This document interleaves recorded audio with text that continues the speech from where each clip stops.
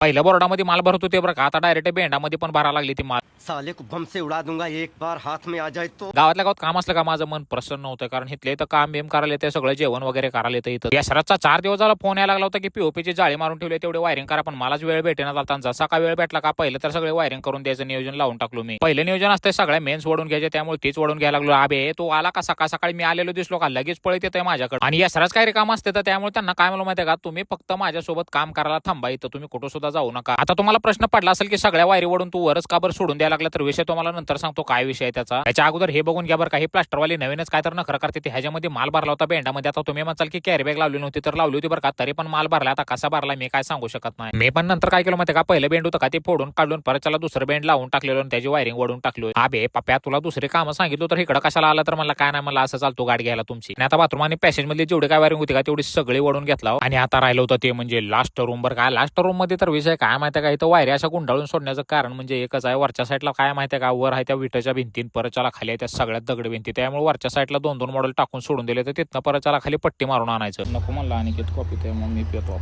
आता अनिकेत कॉपी प्यायला नको म्हणल्यावर मी काय त्याला जास्त फोर्स करू शकत नाही बरं का, त्यामुळे म्हणलं निवांत थोड्या वेळ माझ्यापाशी बस म्हणलं, तोपर्यंत कॉपी पितो मी. अनिकेत थोडे ऐकणार. अनिकेत काय करायला लागला होता माहिती का, किचन मधली वायरिंग वाढायला लागला होता, पण विषय काय झाला माहिती का, इथं 2.5ची वायर संपलेली आहे, त्यामुळे अनिकेतनं महागार घेतली आहे. काहीच करू शकत नाही, अशी वायरिंग संपली का मी. आता मेन विषय काय झाला माहिती का, जी 2.5ची वायर लागायची होती का तिथली संपली, म्हणजे इथली एसीची वायर नाही वडली तर परत त्याला पीओपी करून काहीच उपयोग नाही, कारण एसीची वायर वाढायची होती. त्यामुळे पहिले तर सगळा सेटअप वगैरे मारून घेतला, नंतर जेवायला जायचं नियोजन केलं. आमचं जेवण वगैरे करून येतो परत त्याला त्यांनी वायर आणून ठेवली होती बरं का. परत त्याला यशराजला म्हणलं माझी व्हिडिओ काढ, तर यशराजनं 4 साईडनं व्हिडिओ काढले, जसं काय माझं सिनेमॅटिक शूटच करायचं होतं. पूर्ण सगळे वायरिंग वाढून झाले बरं का. आता विषय काय माहिती का, तुम्हाला 1-2 पोरं दाखवतो बरं का, ते भाऊ ते मला तर आतापर्यंत ह्यांच्यामधलं मोठं कोण आहे बारकं कोण आहे ती कधीच कळलं नाही बरं का. नावं सुद्धा लक्षात राहत नाही ती माझ्या, ह्यांच्या कशी काय लक्षात राहते ती की. आता शेवटच्या क्लिप मध्ये एक चिमुकले येणार बरं का, जी की माझा व्हिडिओ बघते इथंच असते तिनं.